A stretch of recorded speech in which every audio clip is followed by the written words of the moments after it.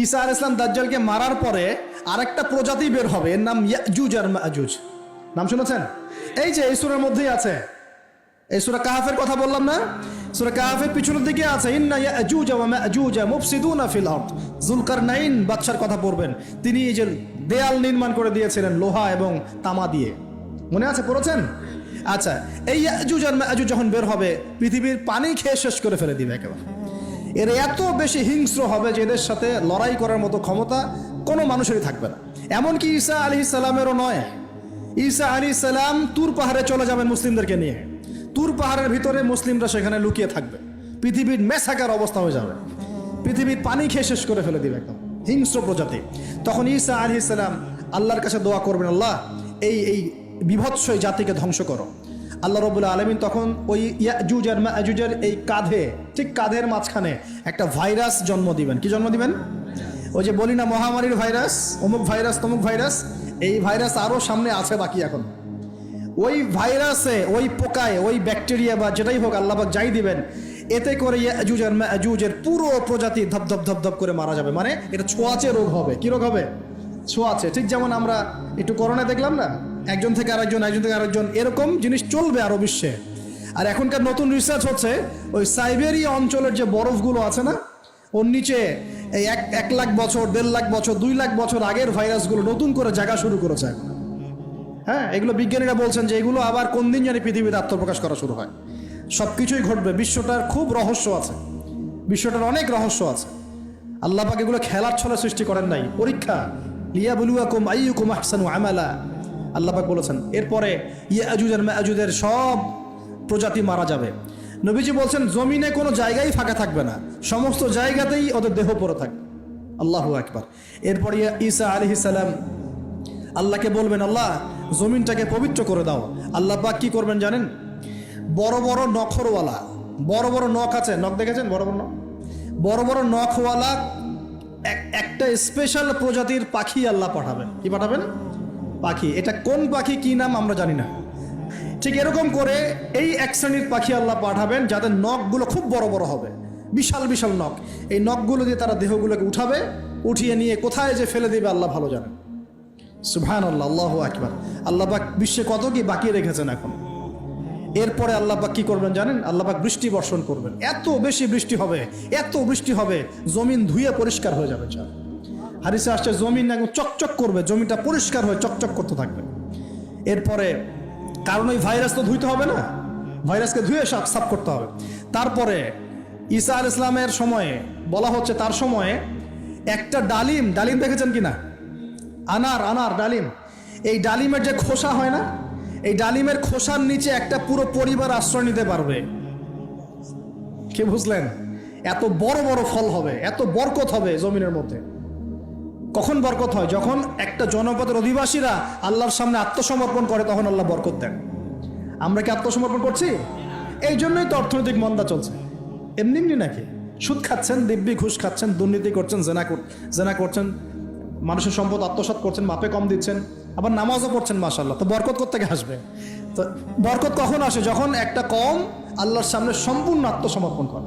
একটা ডালিম হবে, এটা রূপকথা নয়, এগুলা গাল গল্প বলছি না। এই প্রতিটা কথা আল্লাহ পাকের ওহী থেকে আসছে, এর একটা কথা মিথ্যা হবে না ইনশাআল্লাহ তাআলা। বিশ্ববাসীরা দেখবে একটা ডালিমের নিচে একটা পরিবার আশ্রয় নিতে পারবে। এত স্পেসিফিকলি বলা হয়েছে হাদিসগুলোতে। নবী সাল্লাল্লাহু আলাইহি ওয়াসাল্লাম বলেছেন যে 10 জন ঘোড়সওয়ার, কয়জন ঘোড়সওয়ার? 10 জন ঘোড়সওয়ার বের হবে ইমাম মাহদির সময়, যারা খোঁজ নিতে যাবে যে দেখি দাজ্জাল বের হয়েছে কিনা। ঘোড়ায় করে খোঁজ নিতে যাবে, দেখি দাজ্জাল বের হয়েছে কিনা। ওই 10, নবীজি বলছেন আমি ওই 10 জনের নামও জানি, ওদের বাবার নামও জানি। সুবহানাল্লাহ, এত স্পেসিফিক জ্ঞান দেওয়া হয়েছে আল্লাহর পক্ষ থেকে নবী সাল্লাল্লাহু আলাইহি ওয়াসাল্লামকে। তার হাদিস থেকে বলছি যে ডালিমের নিচে পরিবার আশ্রয় নিতে পারবে। তো অনেকে হয়তো হাসবে, কি বলে একটু উল্টা পাল্টা কথা, তাই না? নাস্তিকরা মনে করতে পারে যে হাসবে, আর হাহারি এক দিয়ে রেখে দেবে। এখন মানুষ ফেসবুকের মতো চিন্তা করে, ফেসবুকের মতো হাসে, ফেসবুকের মতো কাঁদে। মানুষ এখন রোবটিক হয়ে গেছে। ঠিক আছে, আচ্ছা। তো এরপর কি? এরপরে বরকতের এই সময়টা শেষ হয়ে যাবে কখন? যখন মানুষ আবার সেই জেনা, পাপ, শিরিক, কুফর এগুলোতে লিপ্ত হবে। আল্লাহ রাসূল বলছেন এমন একটা মানুষও বাকি থাকবে না, একটা মানুষও না যে খালি লা ইলাহা ইল্লাল্লাহ কালিমাটা পড়তে জানে, এমন একটা মানুষও বাকি থাকবে না। বলেন নাউজুবিল্লাহ।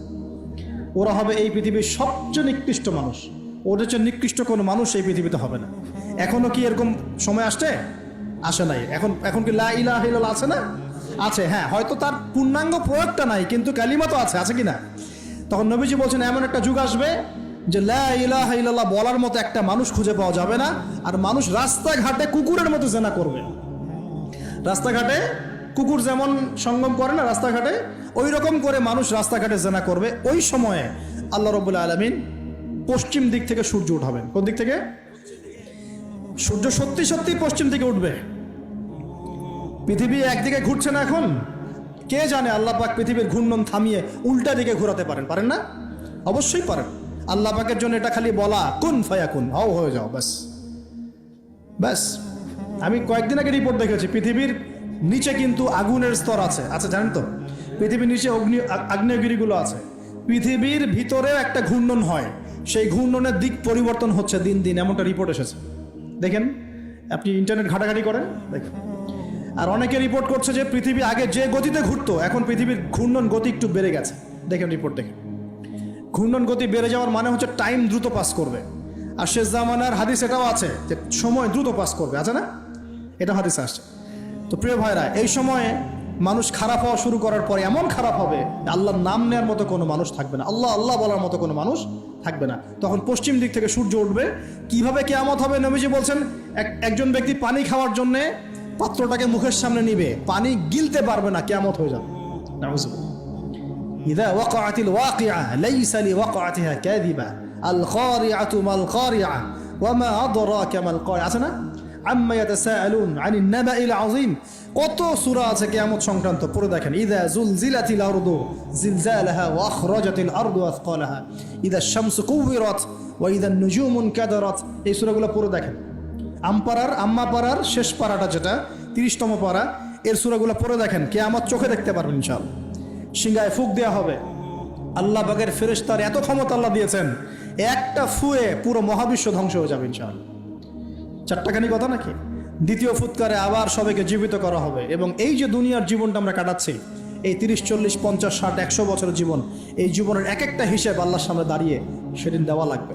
অতএব এই দুনিয়ার জীবনটাতে প্রস্তুতি গ্রহণ করি, 5 ওয়াক্ত নামাজ পড়ি, যাকাত দেই, কালিমা বোঝার চেষ্টা করি, আল্লাহ তাওহীদ শিখি, জানি, বুঝি, নবীর সুন্নত অনুযায়ী আমল করি, হালাল খাই, পরিবার গড়ি, মানুষকে সৎ কাজে দাওয়াত দেই, অসৎ কাজে নিষেধ করি, ইসলামকে আল্লাহর জমিনে প্রতিষ্ঠা করার চেষ্টা করি। আল্লাহ পাক যা দিয়েছেন, জানমাল, সময়, শ্রম, আল্লাহ পাক যা দিয়েছেন, ক্ষমতা, প্রতিপত্তি, সম্পদ, এগুলোকে আল্লাহর দ্বীনের জন্য ব্যয় করি। ইনশাআল্লাহ দুনিয়া সফল হব, পরকালে সফল হবে ইনশাআল্লাহু আযজা ওয়া জাল্লা। আল্লাহ পাক আমাদের সবাইকে সমকালীন ফিতনাগুলো সম্পর্কে সচেতন থাকার তৌফিক দান করুন, এবং এই রমজান, আসন্ন রমজানে পরিপূর্ণরূপে ইবাদত করার তৌফিক দান করুন, এবং এই ইবাদত এবং শিক্ষাগুলোকে সারা বছর ধরে রাখার তৌফিক দান করুন, এবং জামানা সম্পর্কে সচেতন থেকে আগামী দিনে যা হবে সেভাবে পদক্ষেপ নেওয়ার তৌফিক আল্লাহ পাক দান করুন। আমিন।